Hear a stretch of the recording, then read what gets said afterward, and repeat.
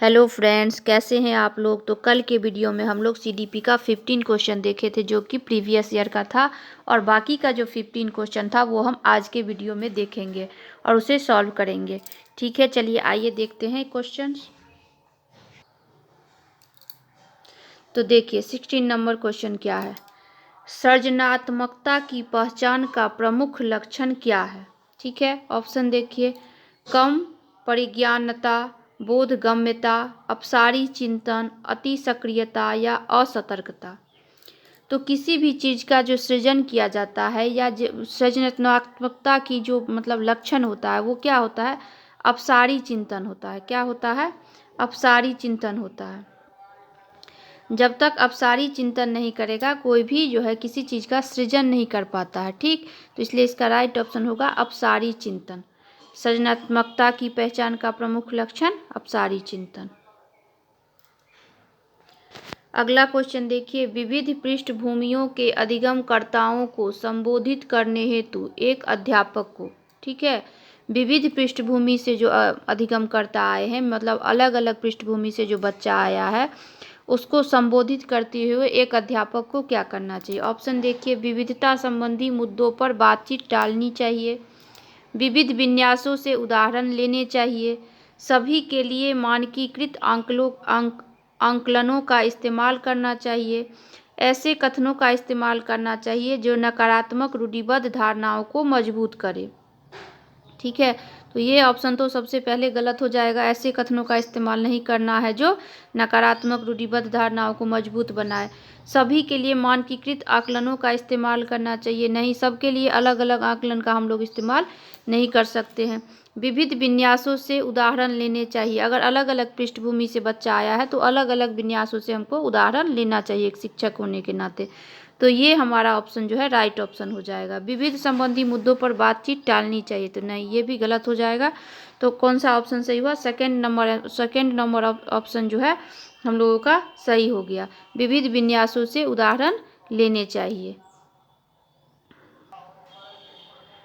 अगला क्वेश्चन देखिए। समस्या समाधान क्षमताओं को किस प्रकार सुसाध्य किया जा सकता है। ठीक, ऑप्शन है लगातार अभ्यास और कार्यान्वयन पर जोर देकर, समस्याओं के हल हेतु अटल प्रक्रिया के इस्तेमाल को बढ़ावा देकर, या समरूपों के इस्तेमाल को बढ़ावा देकर, या विद्यार्थियों में डर की भावना पैदा कर। ठीक, तो ये ऑप्शन तो मेरा सबसे पहले गलत हो गया 4 नंबर की डर की भावना बच्चों में नहीं पैदा करना है।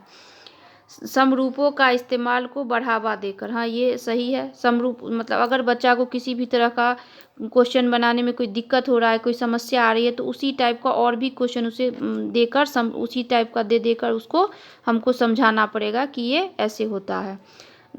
दूसरा नंबर है समस्याओं के हल हेतु अटल प्रक्रिया के इस्तेमाल को बढ़ावा देकर। नहीं, अगर पहले से कोई फिक्स है कि इस समस्या का समाधान इस तरह से होता है, तो अगर बच्चा को नहीं भी आ रहा है तो हम वही बोले कि नहीं इसका इसी तरह होगा, ये गलत ऑप्शन हो जाएगा। लगातार अभ्यास और कार्यान्वयन पर जोर देकर, तो रटने वाली बात जो है ये बोला गया है कि नहीं, स्टूडेंट को रटाना नहीं है कोई चीज़, तो इसलिए ये ऑप्शन भी गलत हो जाएगा। तो हमारा राइट ऑप्शन हो जाएगा ऑप्शन नंबर 3। ऑप्शन नंबर 3, समरूपों के इस्तेमाल को बढ़ावा देकर। चलिए नेक्स्ट क्वेश्चन देखिए। अधिगम की अभिप्रेरणा को किस प्रकार कायम रखा जा सकता है। बच्चा अधिगम कर सके इसलिए उसको अभिप्रेरित करना है, मोटिवेट करना है, उसको किस तरह आप करिएगा एक शिक्षक होने के नाते। देखिए ऑप्शन देखिए। बच्चों को दंड देकर, गलत, दंड तो नहीं देना है। प्रवीणता अभिमुखी लक्ष्यों पर जोर देकर, ये राइट होगा। प्रवीणता अभिमुखी लक्ष्यों पर जोर देकर, बच्चों को बहुत आसान क्रियाकलाप देकर, नहीं, जब उसे आसान क्रियाकलाप देंगे तो उससे वो अभिप्रेरित नहीं होगा। यंत्रवत याद करने पर जोर देकर, नहीं, ये ऑप्शन भी गलत होगा। याद तो नहीं कराना है, कोई भी चीज़ रटाना नहीं है, तो इसलिए हम लोग का राइट ऑप्शन हो जाएगा ऑप्शन नंबर 2, प्रवीणता अभिमुखी लक्ष्यों पर जोर देकर। अगला क्वेश्चन है हम लोगों का शर्मिंदगी। शर्मिंदगी के बारे में देखिए बोला गया है शर्मिंदगी का संज्ञान से कोई संबंध नहीं है। शर्मिंदगी का संज्ञान पर नकारात्मक प्रभाव पड़ सकता है। ठीक, तीसरा है बच्चों को अधिगम हेतु अभिप्रेरित करने के लिए बहुत प्रभावशाली होता है। शर्मिंदगी के भाव को अध्यापन अधिगम प्रक्रिया में बारंबार पैदा करना चाहिए। बताइए क्या होगा इसका राइट ऑप्शन।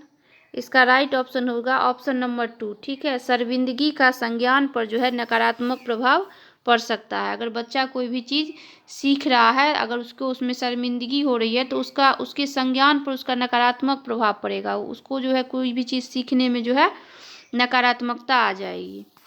चलिए अगला क्वेश्चन देखिए। नेक्स्ट क्वेश्चन है, निम्न में से अध्यापन अधिगम का सबसे प्रभावशाली माध्यम कौन सा है। ठीक, ऑप्शन देखिए। विषय वस्तु को यंत्रवत याद करना, संकल्पनाओं के बीच संबंध खोजना, बिना विश्लेषण के अवलोकन करना, अनुकरण या नकल और दोहराना। तो क्या होगा इसका राइट ऑप्शन। यंत्रवत याद करना ये तो नहीं होगा। संकल्पनाओं के बीच संबंध खोजना ये हो सकता है। बिना विश्लेषण के अवलोकन करना, कोई भी विश्लेषण ना किया जाए कि मतलब क्या हुआ कैसे हुआ, और बस केवल जो है जो सर बता रहे हैं या जो मैम बता रही है उसको बस याद करना है, देख लेना है, तो ये भी ऑप्शन गलत हो जाएगा। अनुकरण या नकल और दोहराना, नकल और दोहराना गलत ऑप्शन हो जाएगा। तो इसका राइट ऑप्शन क्या हो जाएगा। इसका राइट ऑप्शन हो जाएगा ऑप्शन नंबर 2, संकल्पनाओं के बीच संबंध खोजना। ठीक, अगला क्वेश्चन देखिए। एक अध्यापिका को दिए गए किसी कार्यकलाप में छात्रों की विभिन्न त्रुटियों का विश्लेषण करना चाहिए, क्योंकि मतलब अगर कोई भी क्रिया दिया गया है, कोई भी कार्यकलाप बच्चों को दिया गया है, तो उसके त्रुटियों का विश्लेषण जो है एक अध्यापिका क्यों करेगी। देखिए इसका ऑप्शन देखिए। इसके आधार पर वह दंड की मात्रा निर्धारित कर सकती है। त्रुटियों की समझ अध्यापन अधिगम प्रक्रिया के लिए अर्थपूर्ण है। इसके आधार पर वह ज़्यादा त्रुटियां करने वाले छात्रों को दूसरे छात्रों से अलग कर सकती है। या चौथा ऑप्शन देखिए, अधिगम केवल त्रुटियों के संशोधन पर निर्भर है। तो इसका राइट ऑप्शन क्या होगा।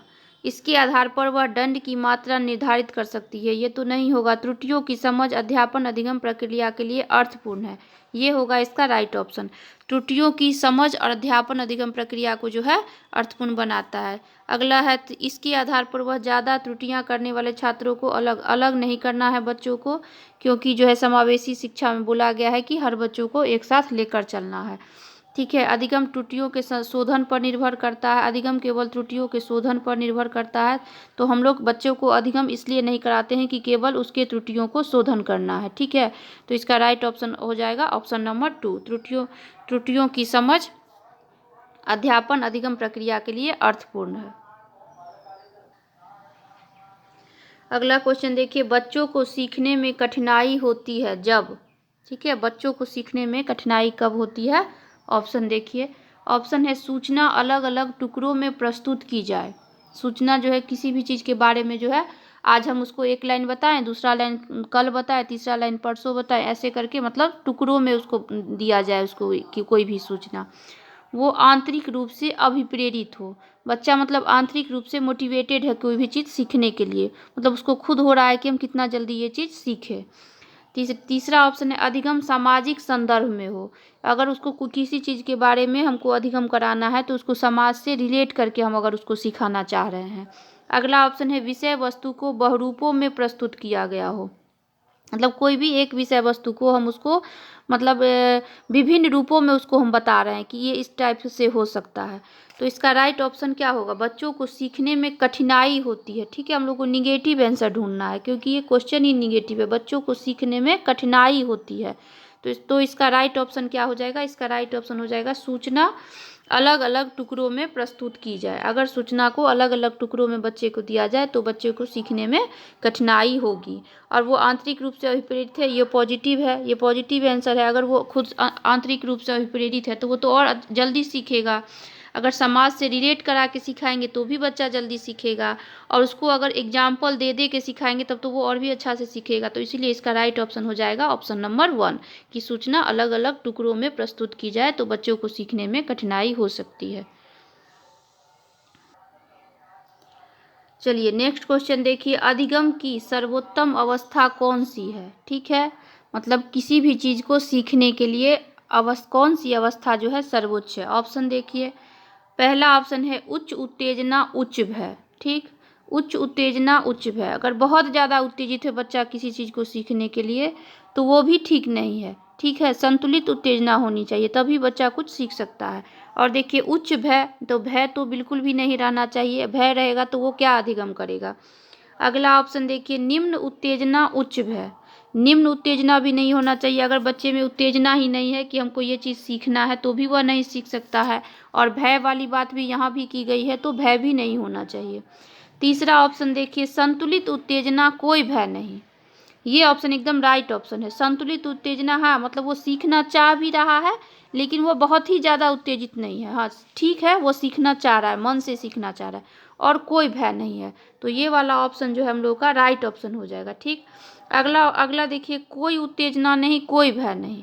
जब कोई उत्तेजना ही नहीं है तो वो अधिगम क्या करेगा, तो उत्तेजना अगर नहीं है तो बच्चा अधिगम नहीं कर सकता है, तो राइट ऑप्शन हो जाएगा ऑप्शन नंबर 3।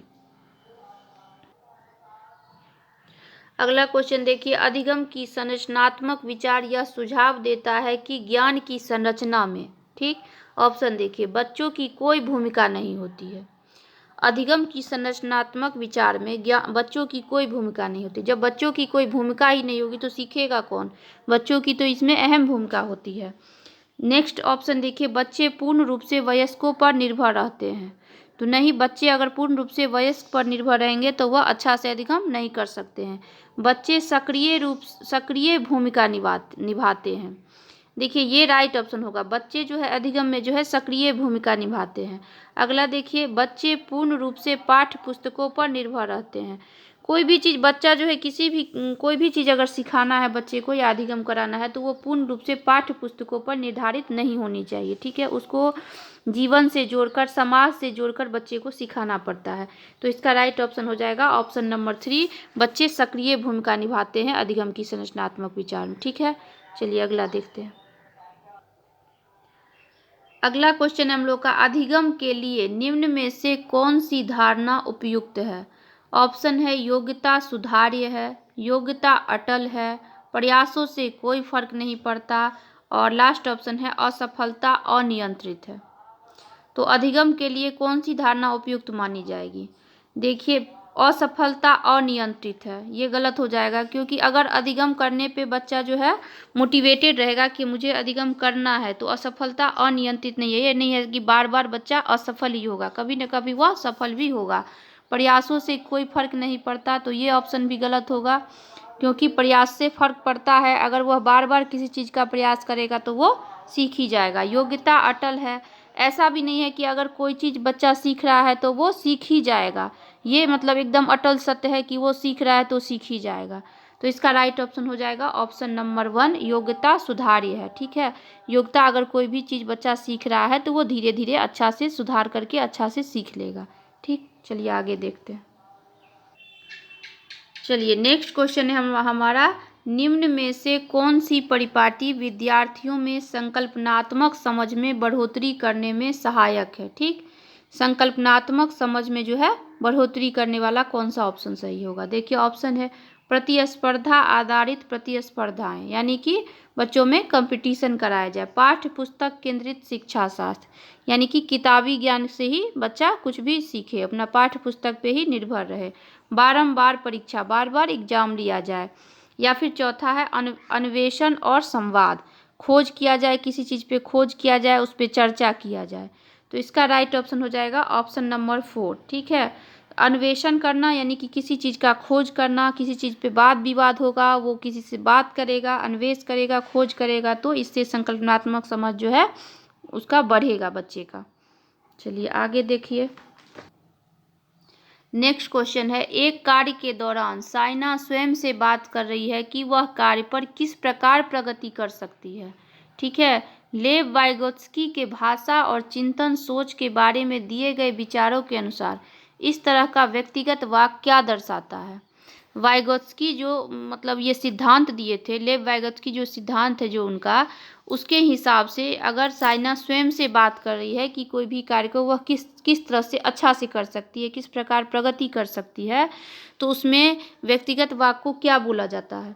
तो देखिए ऑप्शन, संज्ञानात्मक अपरिपक्वता, स्वनियमन, आत्मकेंद्रिता, मनोवैज्ञानिक विकार। ठीक, तो लेव वाइगत्स्की के अनुसार जो है ये स्वनियमन हुआ। ठीक है, स्वनियमन में जो है वो खुद से बात किया जाता है कि मतलब इस चीज़ को कैसे हम इम्प्रूव कर सकते हैं। चलिए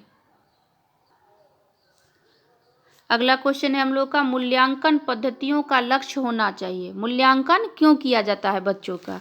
तो इसका ऑप्शन देखिए, विद्यार्थियों को नामांकित करना, योग्यता आधारित समूहों में विद्यार्थियों को विभाजित करना, विद्यार्थियों की जरूरतों एवं आवश्यकताओं की पहचान करना, या पुरस्कार वितरण हेतु उच्च अंक प्राप्त करने वाले विद्यार्थियों की पहचान करना।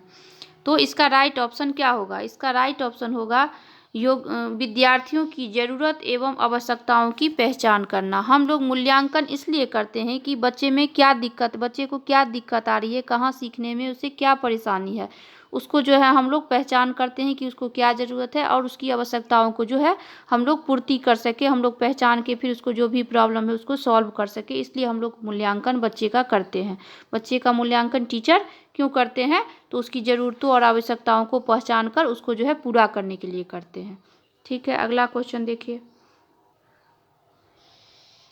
अगला क्वेश्चन एंड लास्ट क्वेश्चन है हम लोग का, बच्चों के विकास की व्यक्तिगत विभिन्नताओं को किस पर प्रतिरोपित किया जा सकता है?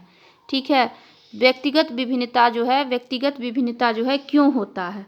तो इसका ऑप्शन देखिए, केवल आनुवांशिकता पर ये आधारित होता है व्यक्तिगत विभिन्नता, या केवल पर्यावरण पर। अगला ऑप्शन, न आनुवांशिकता पर न ही पर्यावरण पर, या आनुवांशिकता एवं पर्यावरण की पारस्परिकता पर। किस पर डिपेंड करता है? व्यक्तिगत विभिन्नता, हर व्यक्ति जो अलग अलग होता है वह किस पर डिपेंड करता है? तो इसका राइट ऑप्शन हो जाएगा ऑप्शन नंबर 4।